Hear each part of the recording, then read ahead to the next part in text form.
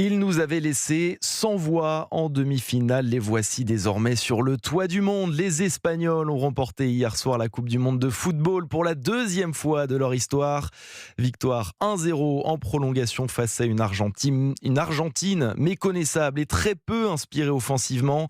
4 ans après leur sacre au Qatar, les coéquipiers de Lionel Messi ratent donc de peu un doublé historique. Marie Roustan, vous êtes la correspondante d'Europe 1 en Argentine et on imagine forcément l'amertume qui règne dans les rues de Buenos Aires. À Buenos Aires, les supporters ont le regard dans le vide. La déception est à la hauteur de la confiance qu'ils plaçaient dans leur équipe. Une confiance aveugle comme Barbara et Natalia. On est sous le choc. On va y mettre du nôtre pour ne pas flancher. Mais on était convaincus qu'on allait gagner. Je ressens de la tristesse. De la tristesse parce qu'on sait que c'est la dernière de Messi. Mais il y a aussi des scènes surprenantes de joie, de danse, de chant. Dans la rue, les voitures klaxonnent presque comme si l'Argentine avait gagné. Je suis fier de ce que nous sommes comme pays. Le cœur, l'identité de ce pays, c'est ça.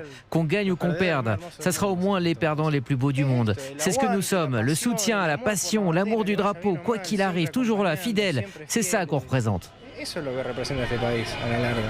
Les Argentins, bons perdants, se préparent maintenant à recevoir Lionel Messi et ses coéquipiers à la maison. Marie Roustan à Buenos Aires pour Europe 1. Des nouvelles